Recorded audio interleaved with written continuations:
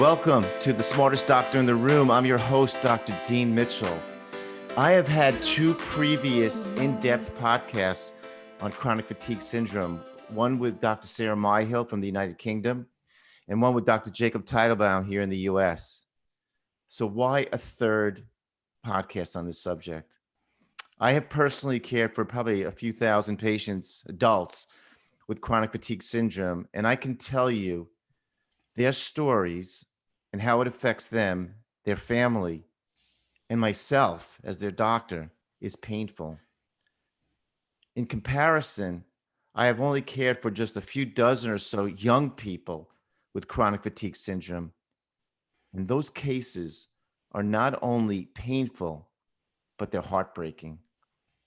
Today's podcast guest is one of the leading experts on chronic fatigue syndrome in young people.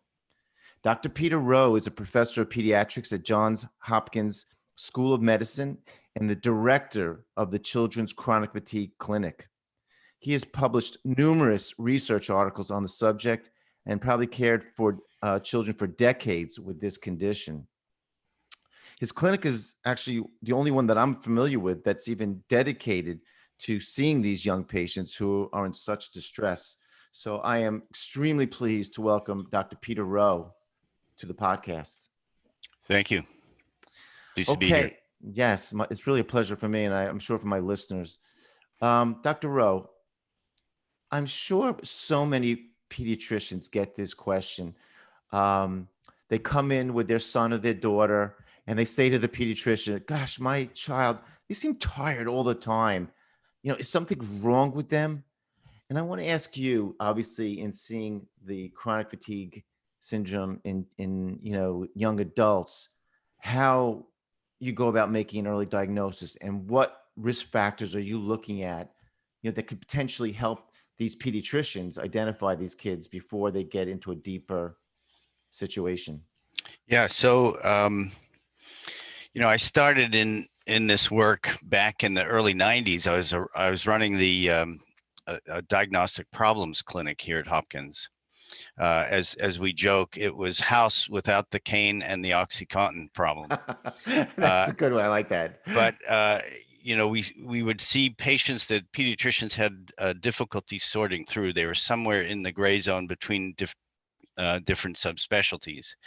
And one of the interesting things that came out was that as we looked at these patients back to back with kids who had recurrent fainting, they looked like they were getting into trouble with symptoms in the same situation. So standing still, waiting in line, going shopping in a hot environment, they would get fatigued and lightheaded and have brain fog and sometimes headaches and other symptoms. So I approached my colleague in the electrophysiology program, Hugh Hopkins, and said, Hugh, these guys are just like the fainters, except they don't lose consciousness. And he was intrigued by this because he'd made some observations about fatigue following vasovagal syncope, that it was helpful in the adult ER in distinguishing people who lost consciousness because of a heart block versus a vasovagal faint. The fainters who didn't have a rhythm disturbance would be tired for a couple of days after the fainting. And so he was willing to look at these kids. We put them on the tilt table, and they had profound circulatory abnormalities, and we could reproduce their symptoms. So one of the things when a parent brings a child with intense chronic fatigue in is that we are looking carefully for some evidence of orthostatic intolerance. We tend to find that in close to 100% of the adolescents who have true ME/CFS. Wow. Okay, we're gonna get into that a little bit deeper because you hit the listeners with a lot of really interesting medical stuff. I wanted to ask you a little bit more superficial before we got so deep because it really is fascinating. But I think especially in your articles, you've identified a few things. You've identified, to me, what I looked at, I thought was interesting, that women, females are 3 to 4 times more likely than men. Okay. Yes. So I mean, again, so remember, I see a lot of young adults also in my practice for various reasons with different things that I do, and a lot of times it's the young guys that are, the parents are saying he can't get up in the morning, he's this. So again, I would think from your literature that I'd be a little bit more concerned if it was a female. The other thing you mentioned, which I thought was very interesting, is genetics. That I think ranging from 20 to 90% of these kids have a family member that's also been diagnosed. Is that correct with chronic fatigue syndrome? Yeah, 90% is probably a bit high, but Yeah, there are a number of studies that show that if you're an identical twin, you're more likely to both have chronic fatigue syndrome than if yeah, you're a fraternal twin. right. There are a number of studies, a big one from the University of Utah, where they have a huge genetics database showing that you're more likely to have a first degree relative that also has the diagnosis. Wow. And then we've shown that there's a higher prevalence of Ehlers-Danlos syndrome and joint Yeah. hypermobility, these conditions where you've got Yes. laxity of the connective tissues. And again, it's important to recognize that, because I think the older literature really focused a lot on the behavioral Right. piece of this. And you can't control your own connective tissue makeup, so that's No, that's a that's heritable component that's yeah. that's biological. Yeah, we're going to get into that too. I mean, you're touching on all the things that I want the listeners to really learn about. And there's one more thing that's again a little bit, I would call one of the three main categories again from reading your articles. But and it's the trickiest part. It's the mental health issue. I'm sure in today's society with so much going on, and a more awareness of it, that again, so many parents are worried about, or sometimes they want to deny it, whether or not their child has some form of depression. um, so again, like, again, picture yourself or the people you're dealing with at John Hopkins. They're seeing, 30, 40, 50 kids a day, and they have to sort out who, who's in danger, who's gonna, be out of school pretty soon, because of this issue. Are these the main things that you would, again, if you were going to if you had to give them some bullet points to guide them, is this where you would start or? I think it begins with knowing the family and taking a clear history, obviously, like Right, everything else in medicine. right. I think with adolescents, you've got to have some help from questionnaires, because they can present in a way that you would never suspect that they're Yes, depressed, yeah, but internally, they've got a lot of self-critical behavior and right. guilt and so on. So it's important to find those patients who do have depression. But we find that the ME/CFS is distinct from that. It usually you can get a secondary depression Of course, if yeah, if because you if you're not able to keep up with school and right. activities. Hmm. So that's important to look for. But this begins differently than depression. It's distinct from depression in that these are patients who have trouble with exercise. They Yes. exercise by definition provokes their symptoms, whereas in kids Yeah. with depression, we want them to get out Right. That's a and great be point. more active, because that Great makes them point. feel better. Yeah. So among the So that things so that that would be a test essentially. I mean, again, like I'm trying to get picture the scenario, because I know when my kids were younger and we'd go to a pediatrician, you have sometimes 15 minutes with them. They're checking your immunizations, this and that too. And then the parent brings up, Dr. Jones, I just want to mention to you, John doesn't, he seems to sleep a lot. He doesn't, he likes to just lay on his bed and play video games. And he just, he's no interest in school, a couple of things. And like, again, essentially what I think what you're saying is sort of a test would say, hey, mom, get him outside, get him involved in sports. And hopefully that would help. But if he gets worse, then we know there's something.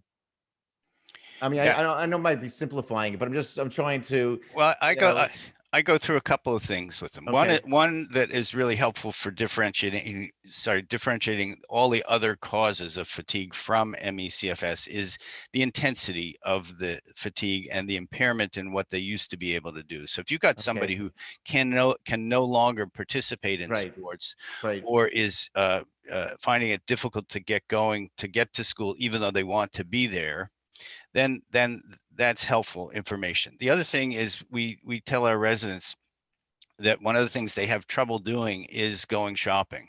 And my line is, that's a if you've great got an point. if you've got an adolescent that can't tolerate or doesn't want to go to the mall, you've got an organic problem until proven otherwise. That would have Yeah. been me though. I hate shopping, Yeah. but I So know what you're saying. It is really important. You're right. The standing for the long period of time.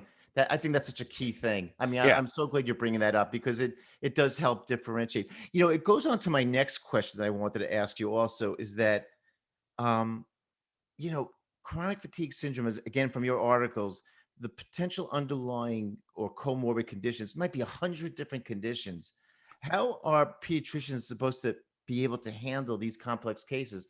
And if not, where do they where do they start sending these patients? As you mentioned, it was interesting. It was in a lecture you gave, like how some of the patients were, first of all, a lot of doctors, though, unfortunately, pediatric specialists didn't really want to see it because they were dealing with their own. Like you mentioned, the cardiologists were dealing with all these arrhythmia patients and stuff like that too. So where I mean, obviously you have a specialized clinic at Johns Hopkins, which is tremendous for these kids, but maybe in other states, how would you advise them to seek out, and to get, evaluate so there's a proper evaluation? Well, here's the puzzle. Okay. Here we've got a condition where when we do our quality of life measures, these patients are worse than anyone with cystic fibrosis, Mm, eosinophilic gastroenteritis, diabetes, epilepsy. Their function, what they can do each day, is worse than those patients. And yet we have one clinic dedicated to this in the entire country. So I that's think as a crazy. profession, we've got to step up. Right. The challenge for the pediatrician in the office is patients come in with a long list of symptoms, Right. because if you've got a circulatory problem or an autonomic problem, it will be multi-system by definition. And Exactly. so the list of symptoms to plow through: headaches, trouble thinking, lightheadedness, Mm, fatigue, inability to exercise, heat intolerance, it's long and it takes a while to get through. So you right. have to break up the interview into maybe several sessions. But Right. what I tell people is this is a monotonously similar list for the patient who comes to see me from New York or Georgia Right. or Maryland. Right. They didn't compare notes. Right. It's the same Right. deal. If it was really a psychosomatic disorder, you'd have a completely random list of problems, but you don't. These are very classic Yeah. symptoms that fit with circulatory dysfunction. It's a great point that you're making. And again, as I mentioned to you, I see a lot of adult chronic fatigue patients. I've seen some, some children, or young adults, and I sometimes always tease them. I said, because they're crying in the office. They go, "You're my last hope," and I said, I think you're in the right place." I said, "I call myself the 10th doctor because most of my patients who are in this situation have seen at least 9 other doctors. From the neurologist, endocrinologist, rheumatologist. I mean, the whole gamut, until somebody is essentially what you're saying, looking at this as a whole and potentially a circulatory issue and possibly a connective tissue issue." So anyway, it's really, I think it's a great point. And we do really need to do a lot of work to help these young people. I want to ask you about symptoms because you were, again, giving us some hint of that, but I want to get to one of the symptoms, which again you mentioned in your articles: malaise. It's a term used to define chronic fatigue syndrome in adults and in young people. But how do you actually define malaise? It's I think it's a tricky term, even in medicine.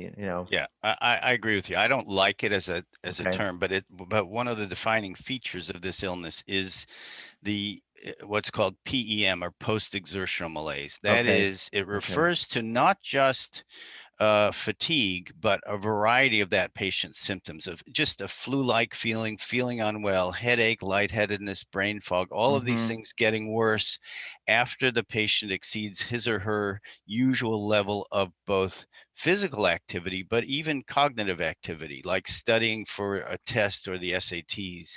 We've Right. also shown Oh. that PEM can be provoked by a tilt table test or prolonged upright posture.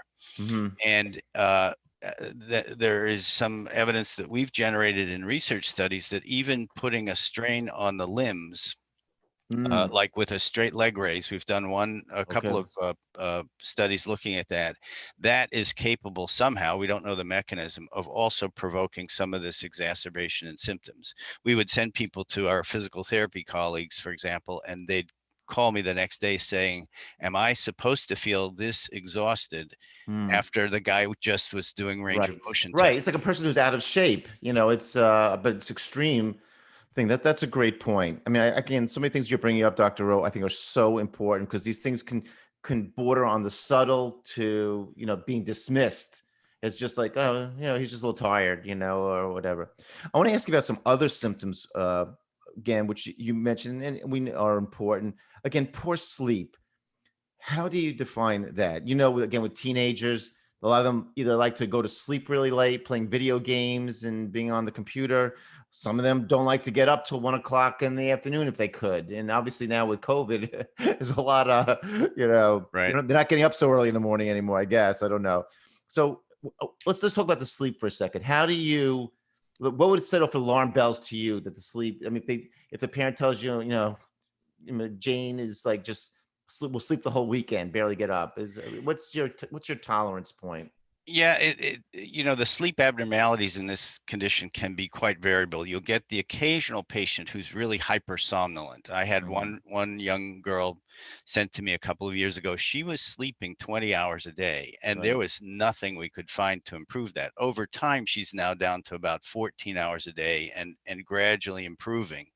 But hypersomnolence can be there. It's just not the most common form. Often they feel what people have termed tired but wired. So wired, they're yeah, yeah, exhausted, but at the end of the day have enormous trouble getting to sleep. And some of them right, really have their sleep schedules flipped, and they can't right, do much about that.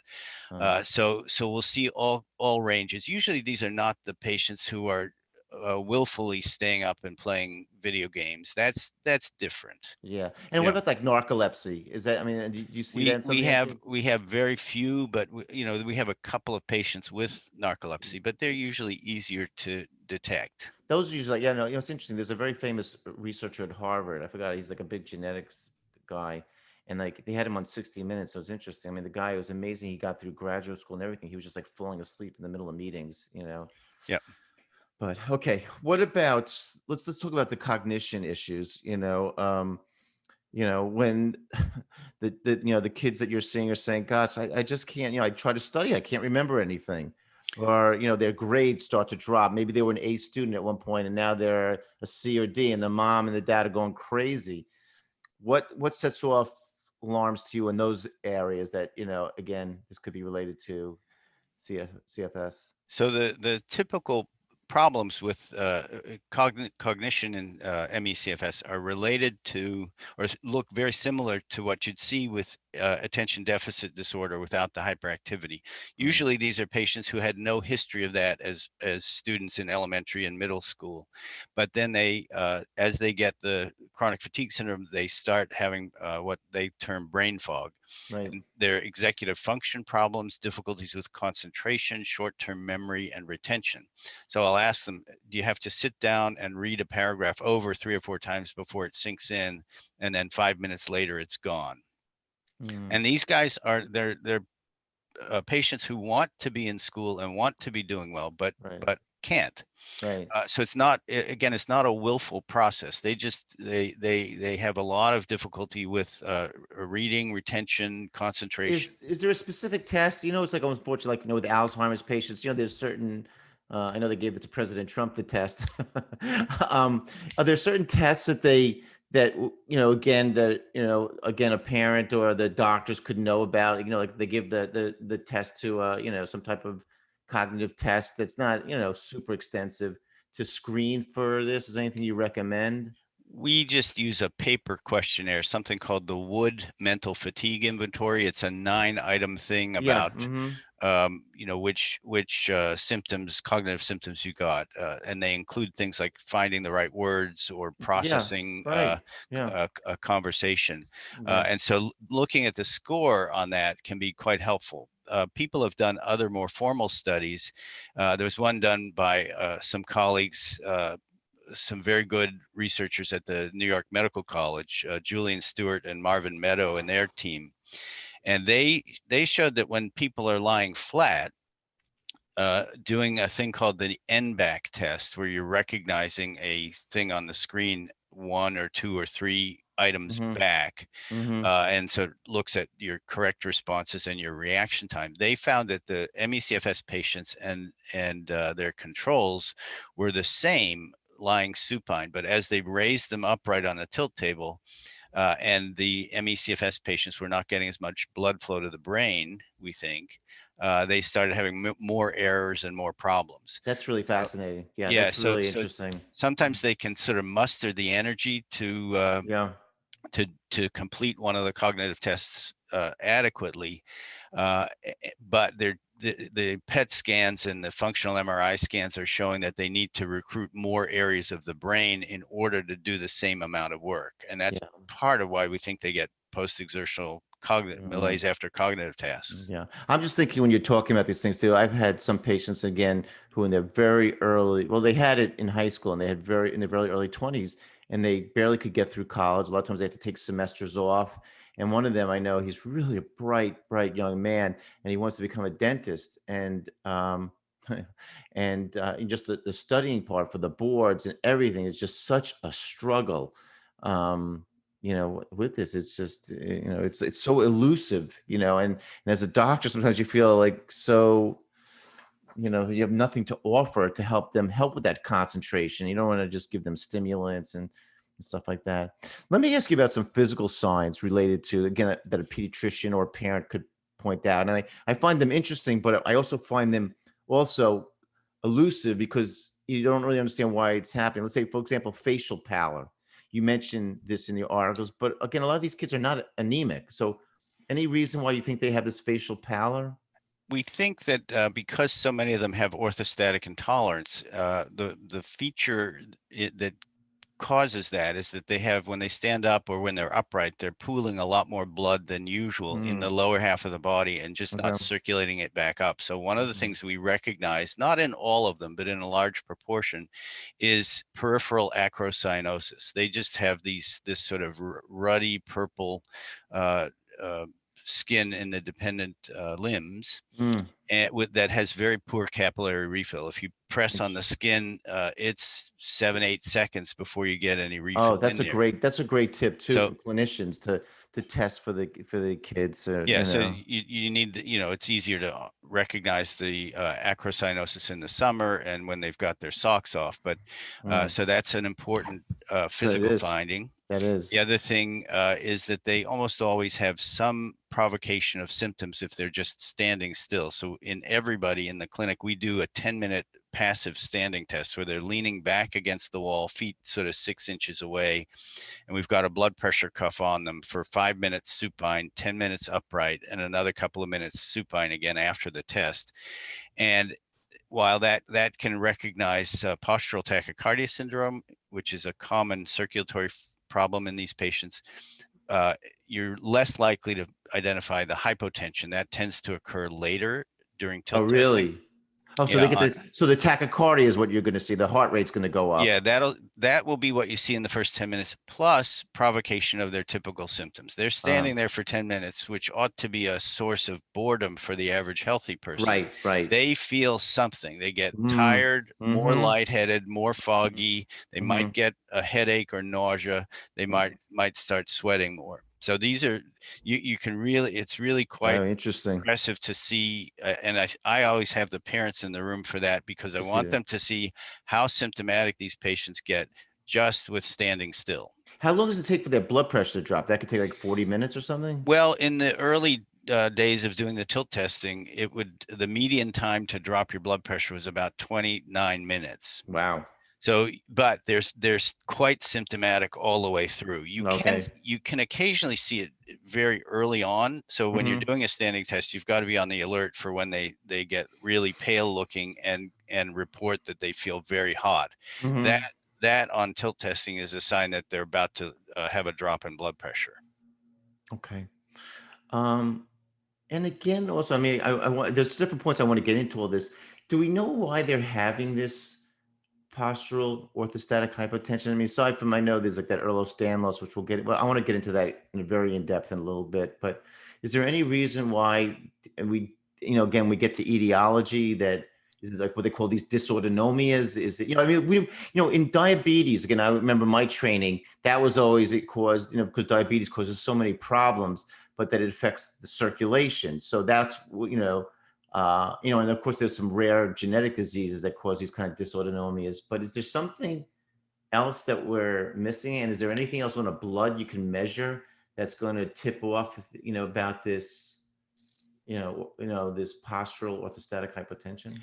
Yeah, so we have not Okay. figured out what is What's the triggering it. mediator? Yeah, Mm-hmm. it often occurs after an apparent viral infection, but Mm. it can occur after a variety of other triggers, and nobody really knows exactly what's causing it. There it has been some interest in whether autoantibodies could be potentially the cause, and some Mm. groups have found that if you have antibodies that block the alpha 1 adrenergic receptor, so preventing vasoconstriction, Mm. or that act as stimulatory antibodies on the beta receptors that can drive up heart rate, they can reproduce the physiology, at least in a laboratory setting, Oh, wow. when they introduce the serum from patients into the vascular model that they've got. But we don't know what proportion of people have autoantibodies as Mm. the trigger, and Mm-hmm. there may be some other factor.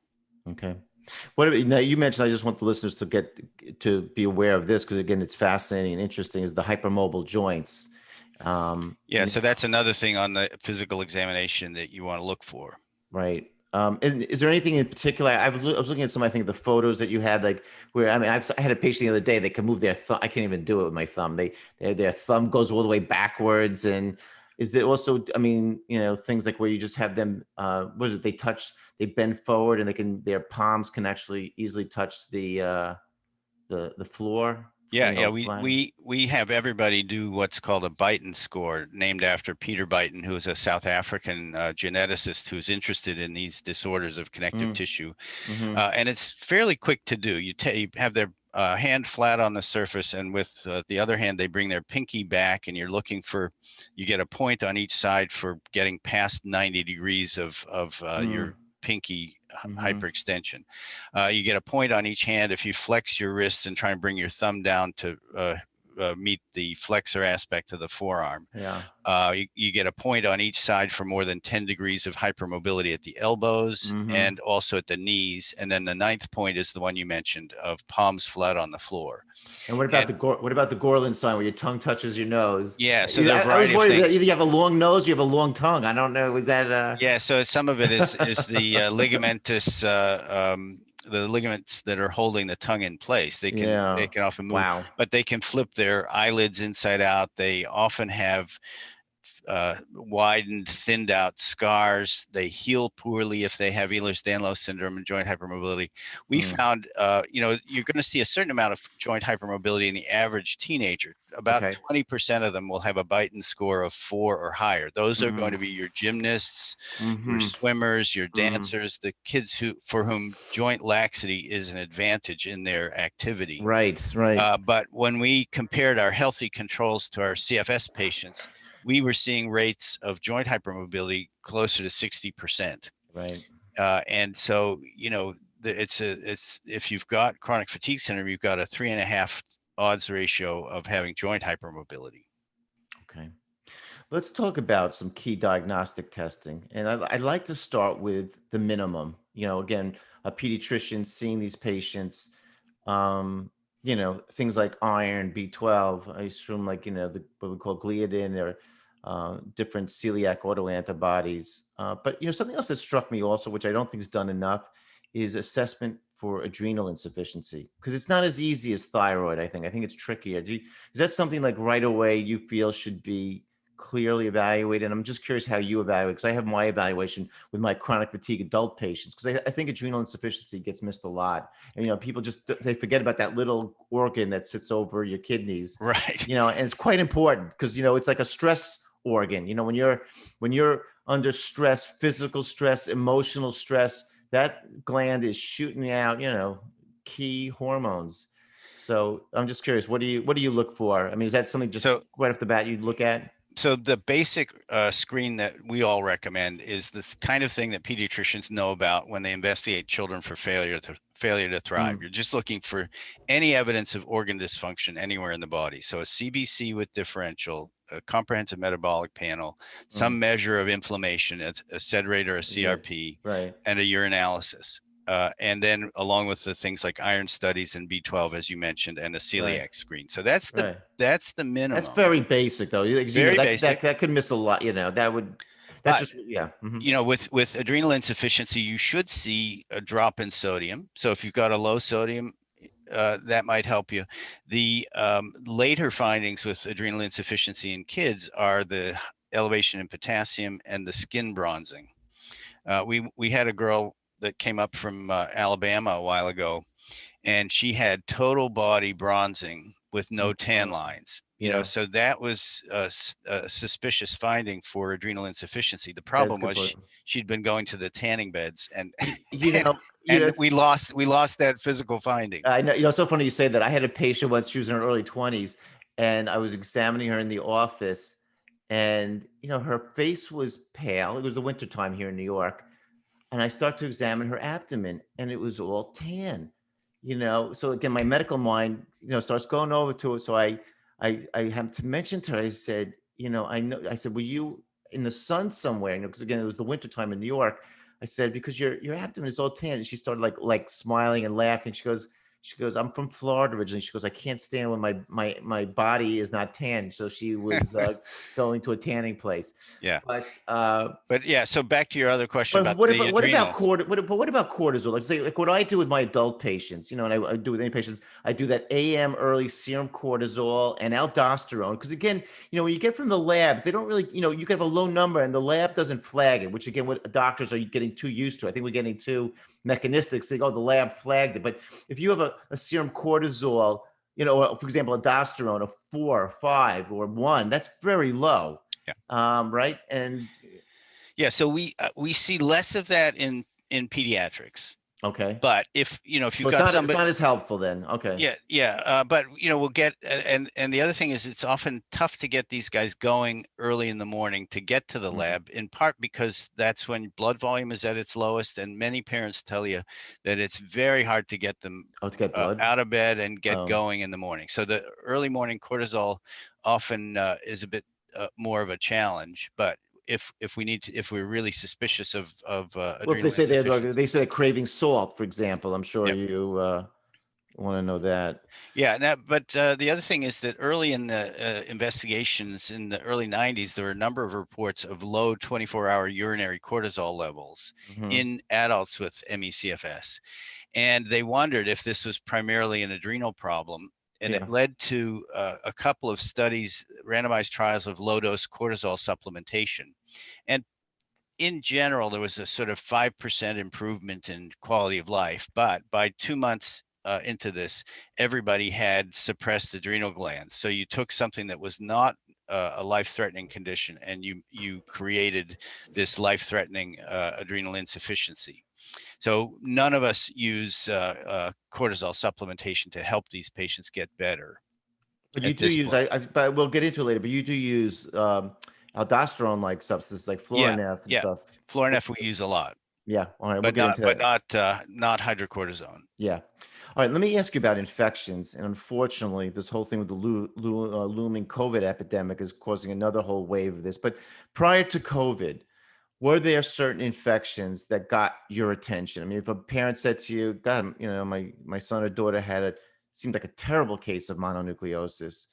Or is there, I'm just curious too, is there any other infections that, you know, a viral, or if they traveled abroad, that would really, would stand out in your mind that, should get more attention as to triggering this, issue? Yeah, it can be caused by or preceded by so many different infections. Parvovirus B19. Really? Hmm. The most common is obviously infectious mono, Yeah. caused either by EBV or CMV. Hmm. And there was a nice study by Ben Katz's group in Chicago where they looked at something like 300 adolescents who had acute infectious mono, and they followed them over 2 years. And at the end of a year, there's something like 13-14% of the adolescents who met criteria for ME/CFS.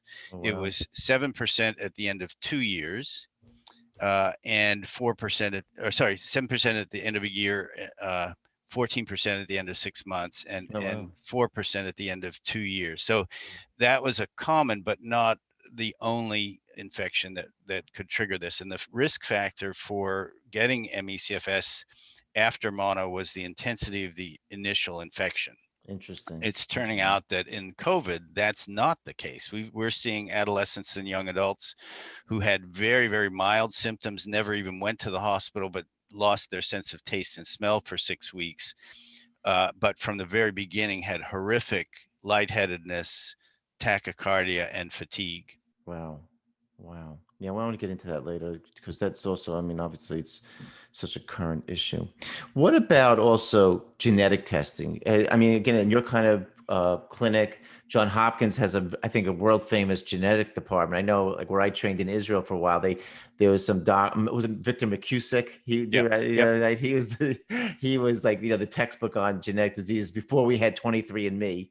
Um, what has anything come up with what they call the SNPs or any kind of genetic testing that any type of common denominator with these kids? I mean, I just one other thing too. I guess I'm jumping around a little bit, but it's like in fibromyalgia, I interviewed Ann Oaklander from Harvard, and it was interesting. They picked up a lot of what's called small fiber neuropathy, and which can be caused by a lot of things, infections, but there's probably some genetic susceptibility to it. So is there anything genetic wise that your group has picked up or So even with the hypermobile patients, yeah. there's no gene for the hypermobile type of Ehlers-Danlos syndrome. If you've Mm, got more the classical type or one of the other forms of Ehlers-Danlos syndrome, yeah, those tests are available. yeah. People have looked at single nucleotide polymorphisms, and you find things in the literature here and there, but nothing that's been consistent, nothing that we do at a practical level to test folks. Okay. And what about also, let's say, the cardiology aspect too? Like, I'm sure you guys have looked at echocardiograms and 24-hour Holter. Oh, do you ever do a 24-hour like blood pressure or Holter monitors on these kids? Occasionally we'll do the Holter. It's rare for them to have elevations in blood pressure. They almost are all are in the bottom quartile for blood Hmm. pressure. Hmm. Uh, and it's been shown in population-based studies that if you look at adults, the people in the bottom quartile of the blood pressure distribution tend to have more fatigue and other complaints that overlap with ME/CFS. You I don't think see we any. we You don't see any neglect cardiac. You don't see any cardiac output issues. I mean, that would be pretty astounding, right? Like where their ejection only fraction is off or something. No, no, their echoes are usually normal. Okay. We might see a little bit of mitral valve prolapse. The physiology of mitral valve prolapse syndromes really overlaps a lot with all of these orthostatic disorders. Interesting. And that could be connective tissue. I want to ask you then also too about, I mean, this is like startling in some ways too, like certain things that would trigger this. Like as you talked about, we talked about infections, but like even immunizations, and this is obviously a very touchy subject because we want our kids immunized. We're really hoping, obviously, with COVID, there's going to be a safe, efficacious vaccine. Why do you think vaccines can sometimes trigger this?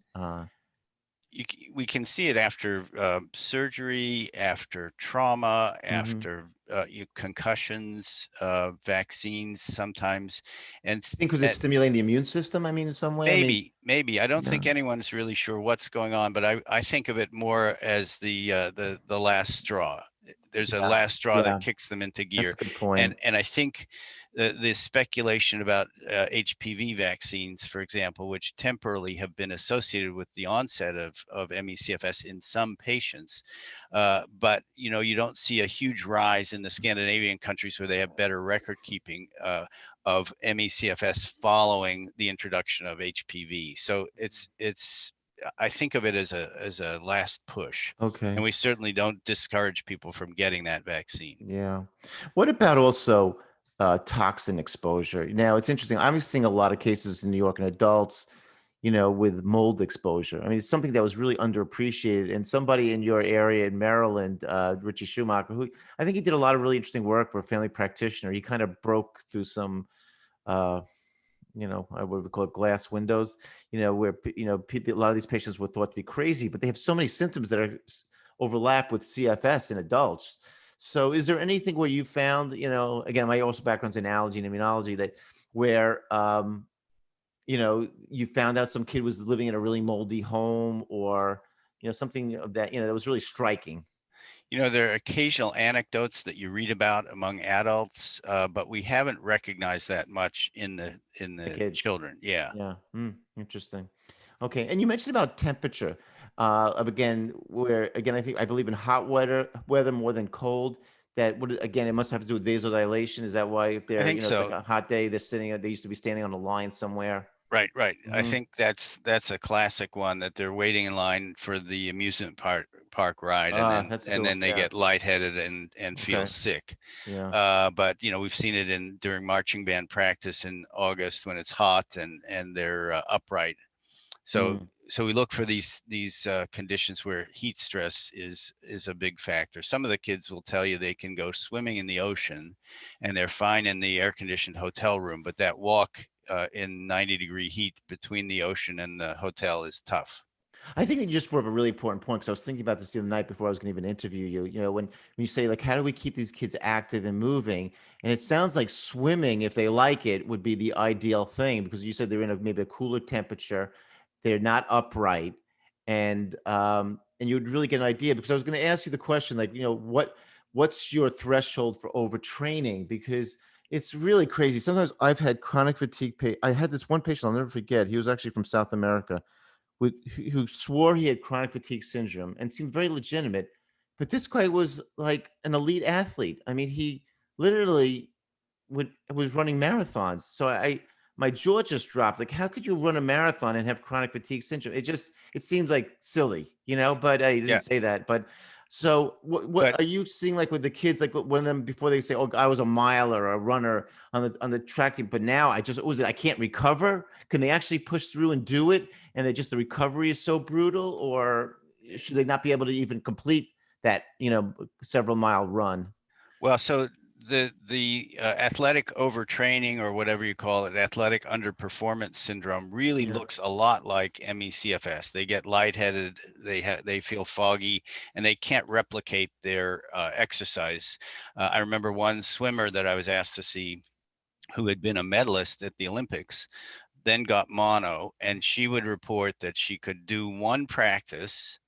The next day, she could do half of the practice because of the post exertional malaise. And the third day, she had to take off. So there was no way she could train at the level of her competitors. And she just wasn't competitive in the pool until we Hmm. recognized that she had a couple of things. One is that she had a milk protein hypersensitivity, a delayed Oh, non wow. IgE mediated thing, which we find Mm. in about 30% of our patients. Well, I'm sorry. And Say that again. I'm fascinated by that. Milk protein.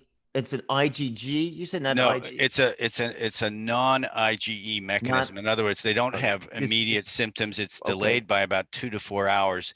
This was described originally in eosinophilic That's gastroenteritis right. by Dr. Kevin Kelly, who's at CHOP in Philadelphia now. Mm-hmm. But Mm-hmm. Kevin noticed that these kids with eosinophilic gastroenteritis often had a food protein that they reacted to, but it was a delayed reaction, Wow. two to four Okay. hours.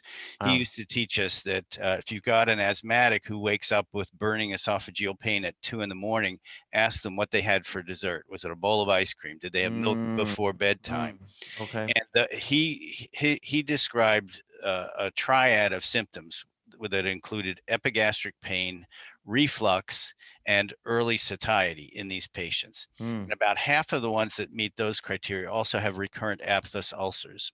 Oh, wow. And we found that for some reason, we're seeing a higher prevalence of this in the chronic fatigue syndrome patients. And when we get them off milk, they feel better. Wow. They don't always recognize that milk is bad for them because of this delay. They might Sure. have Right. I milk have on that their with my cereal. patients. Yeah. It's Yeah, very tricky. milk on their cereal at breakfast, and then at lunchtime they're starting to feel ill. So they might associate it with whatever they're eating at lunchtime. But Interesting.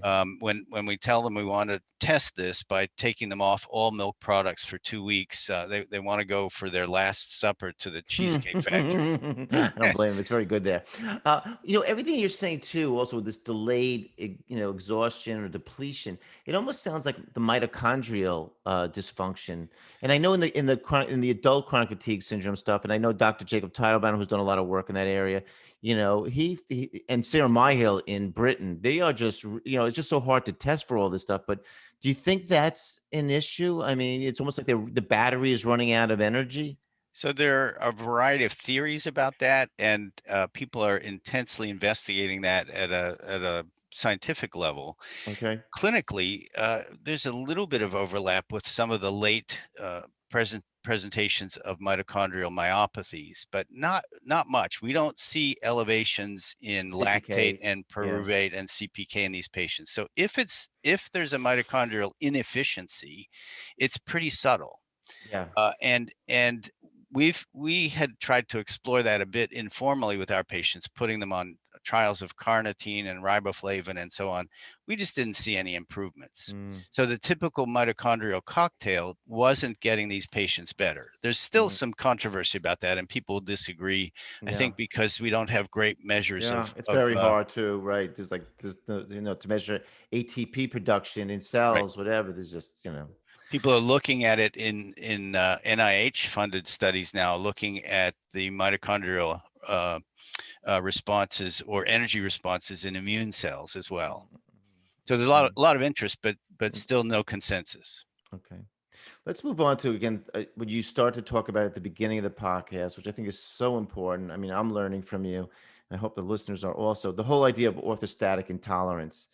And as you mentioned, it's present in a high proportion of patients, young patients, especially with CFS, which is probably overlooked by doctors. Can you explain a little bit for us, again, the distinction between the postural orthostatic tachycardia syndrome, POTS, versus what you describe as the neurally mediated hypotension?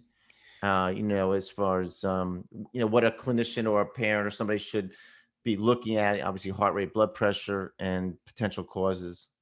Yeah, so it's important, I think, because adolescents often don't recognize that lightheadedness on standing is Not normal. not normal, right? They Yeah. think everybody has it, and Yeah. so they don't always recognize what lightheadedness is. So if you ask them, "Do you get lightheaded?" No, but I get a head rush every time I stand up. Well, that's lightheadedness in Yeah. my Right. book. Right. But it's very important to ask them specifically, how do you do in these settings where you're standing for a long time? So we'll ask them, how do you do in any kind of, reception, any religious service, standing in line? Shopping is key, as I mentioned That's a good one. earlier. That's a really good And point. a really good one that combines both heat stress and standing is a shower. And one of my first Mm. patients, the grandmother, was sort of the matriarch of the family. Why is he doing all these tests on you? And the girl said, well, he was impressed that I had to lie down for 20 minutes after a shower. And the Mm. grandmother says, everybody knows you have to lie down for 20 minutes after a shower. So the whole family had a The whole- hereditary orthostatic oh, intolerance. really? It was just a family thing. Yeah. So, again, people get used to these things as being normal, but they're Yeah, not. you're So right. Right. POTS, or postural tachycardia syndrome, was not really, it's been around since the medical writings on the Civil War. It was called effort syndrome or soldier's heart. Hmm. Uh, but it was renamed this by Ron Schondorf, who's in Montreal now, and Phil Lowe at the Mayo Clinic in their autonomic program. They called it postural orthostatic tachycardia syndrome. It's now defined as a heart rate increase of 30 beats in adults, 40 in kids in Hmm. the first 10 minutes of standing. And it has to be associated with chronic orthostatic symptoms like Hmm. lightheadedness, brain fog, headache, nausea, that sort of thing. And some of the symptoms are due to lack of brain blood flow, lightheadedness and syncope, obviously, and Hmm. cognitive dysfunction. And some are due to this exaggerated catecholamine response, trying to get blood back up from the lower half of the body. So they'll get some orthostatic dyspnea. So they're short of breath when they're upright. They can get Hmm. palpitations. They can get this nervousness. They can have hyperhidrosis and even nausea. So some of the symptoms are lack of blood flow to the brain, and others are due to this hyperadrenergic response. Hmm.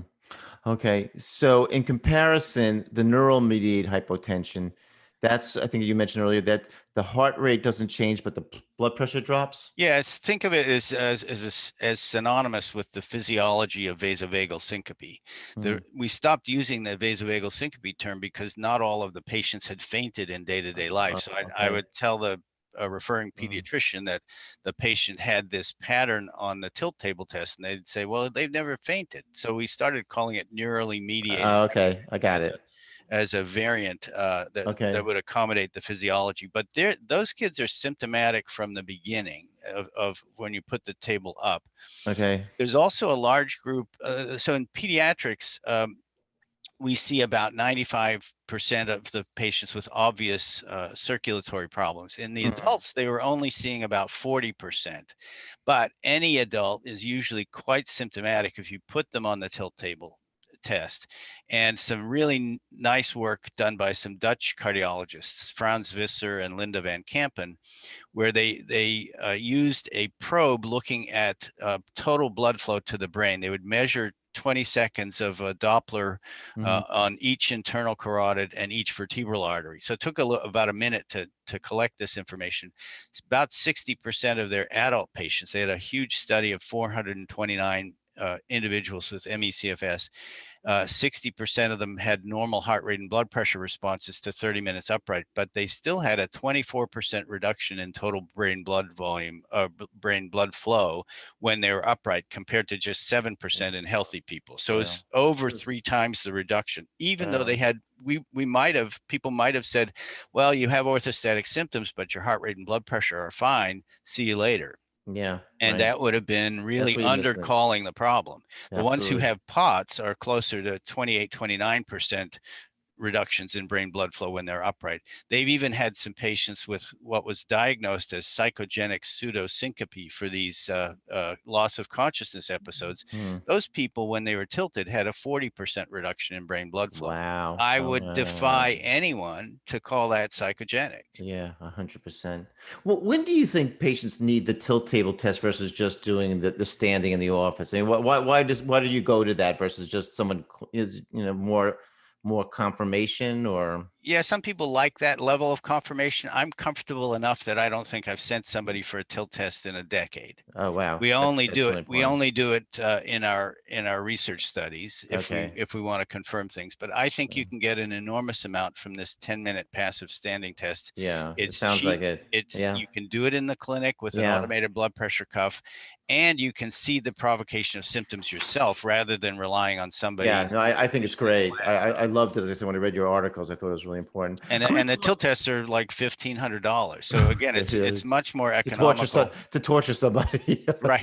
Yeah, right.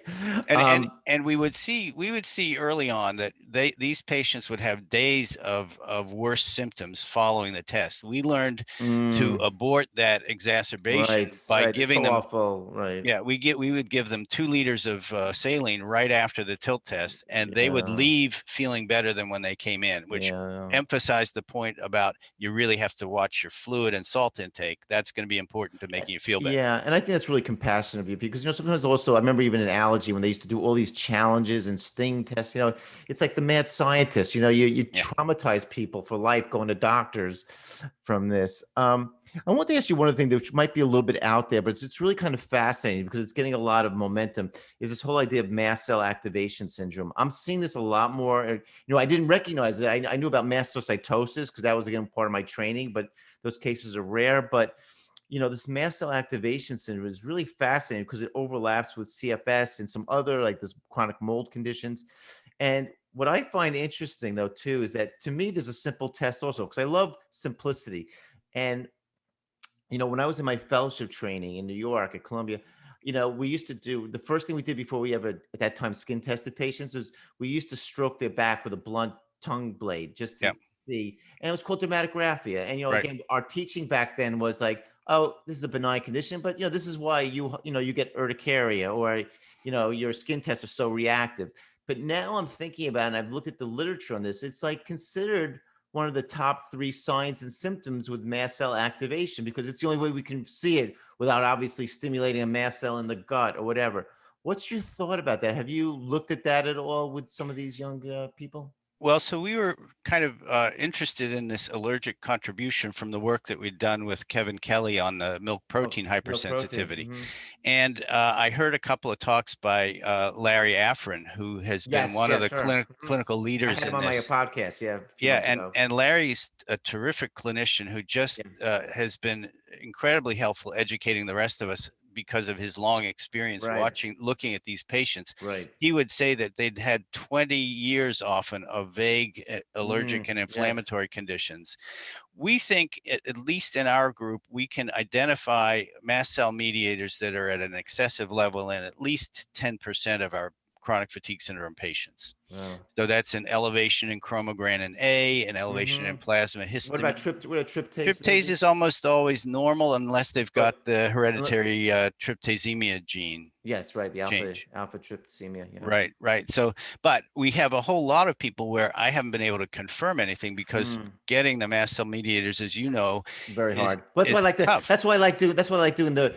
Doing the dermatographic Yeah, test because it's. I mean, again, nothing's exact, but again, it's just like between that, and now there's interesting this mast cell, like as Dr. Afrin has brought up, the overlap between Ehlers-Danlos and mast cell activation. So all of a sudden, you have a person with hypermobile joints, stretchy skin, plus positive dermatographism. A lot of things are starting to add up. It's like right. it's really going back to our old clinical days where we used to examine patients very carefully Yeah, without all yeah. the sophisticated tools. I think there is something to that. I meant to ask you one other thing too. What else do they get hemosiderin, like those dark spots on their knees and shins? Some of these kids. What is that again? That's the classical form of Ehlers-Danlos Oh, syndrome. Ehlers-Danlos, right? They're prone to excessive venous pooling and early varicosities. I'm not sure. I think the vessels are just fragile, but Oh, so it leaks look. out. I think it leaks out. I'm not 100% sure that we know the physiology, but it's not there when they're teenagers. I have a great picture I use where the teenage girl with classical EDS has normal shins. The mother has what look like big, bruises over her patella and along the shins, and the grandfather has the entire shin with Wow, hemosiderin deposition. So I think it interesting. takes some time to develop. Yeah, good point. Really good point. I mean, because as clinicians, sometimes we're so quick. Oh, that doesn't exist. They don't have it. Gone. But look at the family. I always Yep. tell people all the time on this podcast. It's like you want 23andMe. Again, you want to keep it simpler. Just get a really good history from your Yep. parents and your grandparents. It's the same DNA in there. Well, I'll tell you, in light of that point, we had a girl that I was struggling with. She had terrible chronic fatigue syndrome, really hadn't been able to get to school from 10th grade on. Mm. She would try one community college course each semester, but she'd fade out halfway through. She just didn't have the energy. She had confirmed postural tachycardia syndrome. And I do a pretty careful neurologic examination on everybody. And I repeated it every time. 6 year in, she gets a positive Hoffman sign, which the neurosurgeons refer to as a Babinski of the upper limb. You sort of flick the end of the third finger and you're looking for flexion of the thumb and first finger. Oh, right, right. And it's not something I remember ever being taught about. So I learned Mm-hmm. it from the neurosurgeons. And this girl had a positive Hoffman sign. So we got an MRI of her neck. And the MRI of the neck showed congenital cervical spinal stenosis. The normal AP diameter of the canal ought to be 13 millimeters or more. Hers was 8 all the way along, and she had a disc bulge that in you or me might have been inconsequential, but there was no space for that disc That's bulge. so great. Yeah, that's really And important. so the spine surgeon said, I don't know anything about your fatigue or your tachycardia, but we need to give you a disc replacement because if you get into a car accident, you'll get a whiplash and some further neurologic injury. Well, that was all she needed. Within 2 months, she took a job as a dog walker. 6 months later, she was taking a Oh, job out in the Colorado Rockies, taking people out on horse rides, and she's been wow. absolutely fine for the Oh, six see, years those are the kind of since. cases I love to hear about, and I'm sure listeners. It's just, I mean, obviously it could be one in a million, but that could change somebody's life. So Yeah, again, is that the let me key areas? Yeah, I'm sorry. let me just finish that one. Yeah, I'm sorry. Back to the family history point Yeah, is the real history that should have led us to get the MRI sooner, right. before the pathological reflexes, was that the mother had cervical stenosis and had 2 operations, one at 28 and the other in her early 30s. So the family history of Was cervical there? stenosis was there, Was and we there? just didn't know what to Well, do. that's still tricky, but so yeah. Again, I saw in your papers about this cervical stenosis, and I know for a while too in adults, they were, and I want to actually bring up just about MRIs. They were saying for a while they thought a lot of CFS in adults was due to some type of cervical stenosis. That was like a big thing for a while, and then it faded out. Do you now Chiari syndrome? I don't remember as well. You probably was it in young adults that they have that? That's what it's called when it's they have the stenosis. Well, there are a couple of really good papers by neurosurgeon Dan Hafez, who was in Chicago, now in Milwaukee.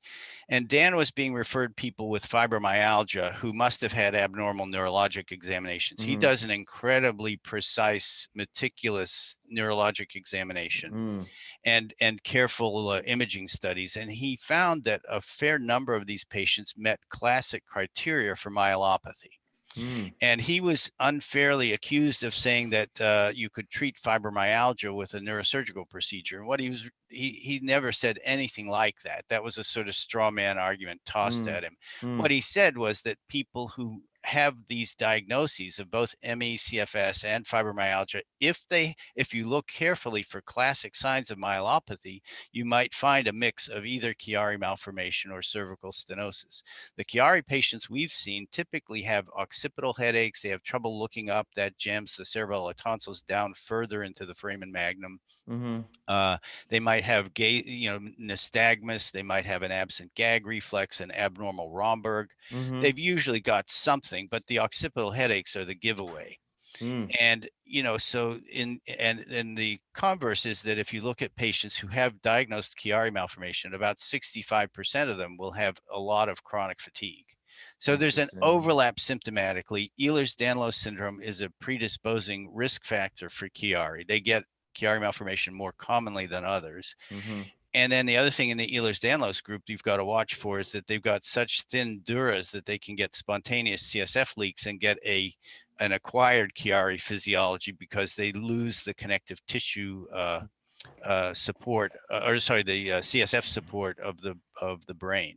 okay. So so do you think an MRI of the brain and or maybe the cervical spine is fairly important in a lot of these kids? I Or We don't do it routinely, but okay. we look very carefully for some of the features. Like if you've got ligamentous laxity at the skull base, those patients often say their head feels heavy and unsupported, Mm, and going over bumps in the car can cause worse symptoms. They mm, usually will tell you that moving their neck around is associated with symptoms, mm, and I've tried to suggest that in the patients who are not responding to the usual treatments of orthostatic intolerance or allergies or mast cell problems, yeah. that you want to look for these problems at the skull base. The That's cervical stenosis patients usually have something wrong on their neurologic exam if you do it carefully.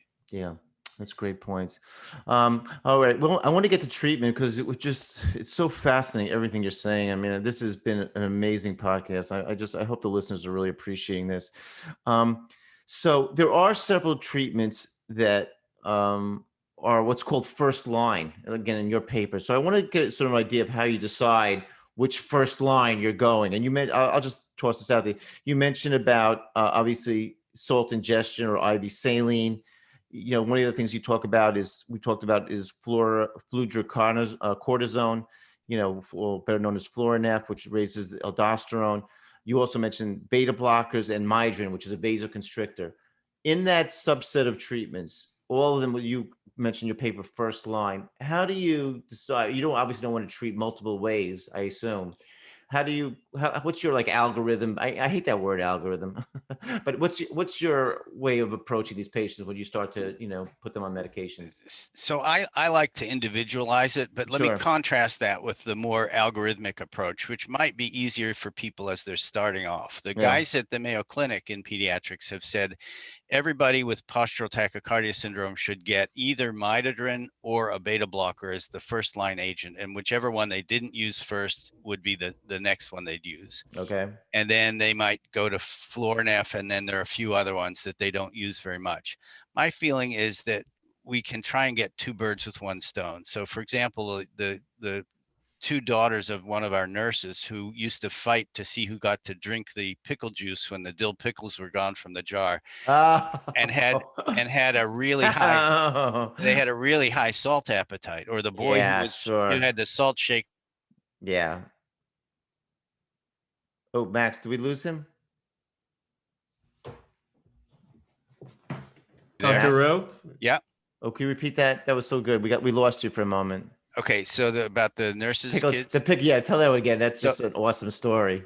so in thinking about how to pick the first line medication, I'll try and individualize. And so we had Okay. these two daughters of one of our nurses. They used to fight to see who got to drink the pickle juice when the pickles were Oh, gone, just. as a reflection of their salt appetite. Or the boy who had the salt shaker at his bedstand and would put salt on his hand and lick it. Those kids were going to get Florinef to help with sodium Sure, reabsorption. sure. The patient who has a high resting heart rate, let's say it's 95, I'm probably going to treat that patient with a beta blocker first. The one who's got a resting blood pressure around 90 is going to get Florinef or Mitochondria to build that blood pressure up. You really don't want to give Mm, that one a beta blocker to start with, right? right. Is there Um, specific beta blocker you like, by the way? Like the I've just gotten used to using atenolol, and it atenolol? comes in Okay. a 25 milligram tablet. I Okay. start them on a half a tablet in the morning, and then Mm, every few days go up by a half tablet, yeah. aiming for somewhere a max of somewhere around 1 milligram of atenolol for every kilogram of body weight. So Hmm. rarely do you need to go above You don't have 50. to go too high, right? Yeah, and Okay. Satish Raj, one of the leading contributors in autonomic dysfunction, subtitled one of his papers about propranolol or beta blockers for POTS. He said less is more, Yeah, and I like that. that's a good guideline. Yeah, it is because they get other side effects again. But so many people get dizzy. Yeah, Yeah, yeah, yeah. you can create increased fatigue and lightheadedness if you give anybody too much of Too a beta much. blocker. So Yeah. you're really trying to zero in on the sweet spot. Hmm. What about okay, that's really helpful and that's really good. What about also IVIG? You know, they've used it for fibromyalgia with young people, some amazing results.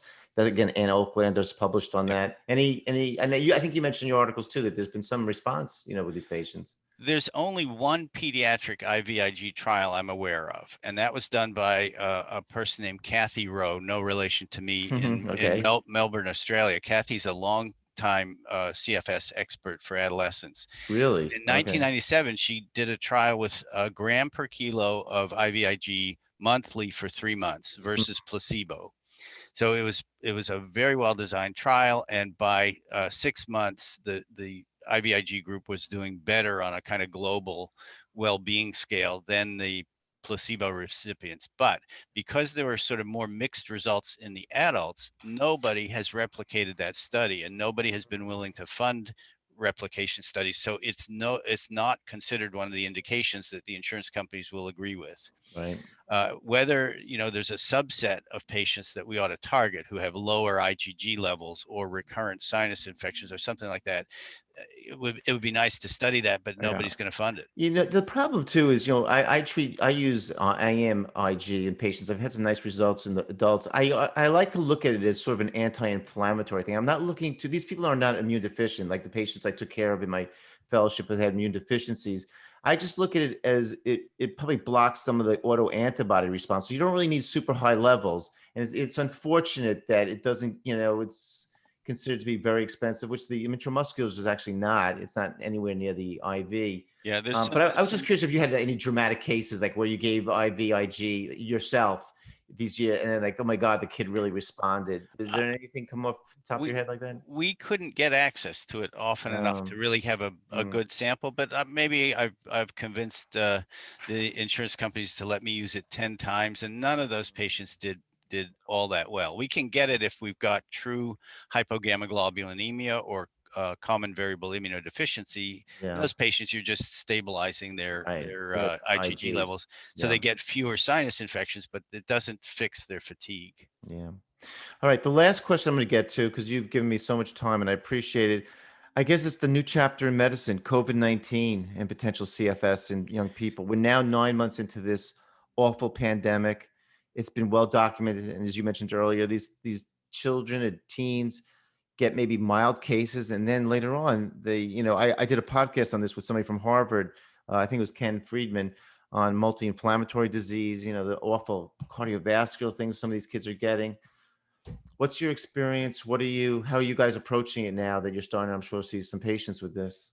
Well, so we began with applying the principles that we've learned from the ME/CFS experience, that anyone Yeah. with that degree of severe fatigue probably has some orthostatic intolerance. So we've now seen 4 young adults since March who got sick with what looks like COVID or was confirmed to be COVID since March, and all of them have profound orthostatic intolerance from the beginning. It's not because they were lying around in bed. They had lightheadedness and fatigue and brain fog as their immediate initial symptoms. Wow. None of them needing to go into hospital. They all had a loss of sense of taste and smell. So the differential for that in this last 7 months is pretty tiny. Yeah. And these are people with they're all either college students. One's a PhD scientist who couldn't even make out the numbers on her bank statement. Oh God. And the one young woman had a resting heart rate that was elevated at 91.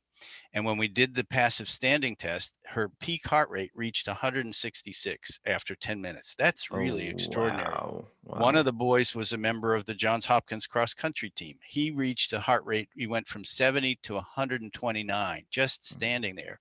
Wow. Another kid, 159 on her resting heart rate. That's why all these kids are complaining about heart racing. Probably they're probably standing somewhere, and this just starts to come on. Wow. Yeah. So I think what I've seen, I read a paper yesterday of that was entitled. Let me grab it. It said persistent fatigue following SARS-CoV-2 infection is common and independent of the severity of the initial infection. And I would agree with that. That in fact, these patients we've been seeing with post-COVID prolonged symptoms and especially meeting the ME/CFS criteria with post-exertional malaise and brain fog, they've all had very mild illnesses that didn't take them into the hospital. This is so scary. But what I worry about is people aren't going to be doing standing tests and looking at these heart rate problems that are universal in the adults and kids with ME/CFS. And the other thing is, this paper concluded that the way we ought to treat them was with cognitive behavioral therapy, which is absolute nonsense. Right. I was about to ask you, because honestly, I don't like to leave people hanging. Like, so what are we doing? Like, let's say these kids that you just saw from Johns Hopkins, what are you recommending? We're trying to target their main symptoms. So actually 2 of the 4 had elevations in plasma histamine, and we've put them on things antihistamines. Antihistamines. And one of the kids, was on and off for a week at a time, and he realized his cognitive function was better on the loratadine than when off it. Wow. Kind of interesting. We're also trying all of the medications that we use for orthostatic intolerance to bring their POTS under control, with mixed success so far. We don't really have a clear pattern that works for each of them, but that's the thing that we'd like to pursue. Do you think this may have damaged, like, we know we have in our neck the carotid receptors? I don't know. Does anybody ever looked at anything like that? Because that controls our blood pressure. So I remember from medical school, right, from physiology, that was so could the baroreceptors be dysfunctional immediately after a viral illness? Yeah. We don't know. We don't know know what's triggering it in any of the patients, COVID pandemic or not. I mean, that's what was so crazy, that this epidemic has really, like AIDS, I trained in the AIDS epidemic. That taught us so much about the immune system. I think this COVID is going to teach us so much about the neurocirculatory system, I guess. I hope. I think it's bringing a renewed sense of interest in these problems. Yeah. And that there should be some overlap that helps those who have ME/CFS. Yeah. Well, I'm going to summarize now. Chronic fatigue syndrome exists in young people. So please, parents, pediatricians, family doctors, please be aware of it. It's heartbreaking, but thanks to amazing work like people like Dr. Peter Rowe and others, there is hope for these patients. And I urge any parent with a child suffering with this condition to find the best medical care possible. I think with telehealth now, it's opened up so much possibilities to reach the best specialists around the country. And again, I want to thank Dr. Peter Rowe so much for taking the time out of his busy schedule to educate all of us about this disease. Thanks very much, Dr. Rowe. It was really a pleasure. Yeah. I hope we can stay in touch. I learned so much today. It was really wonderful. Great. No, thanks for having me on. Okay. I'll let you know when, usually by the end of the week, the podcast will be up, the video will be up. I'll shoot you an email just okay. Now that I have your right email. Yeah. Well, and I'll try and make sure it doesn't go to the junk file. Yeah. Okay. All right. We'll be able to look out for it. All right. Good stuff. Take care. Thank you. Yeah. Right.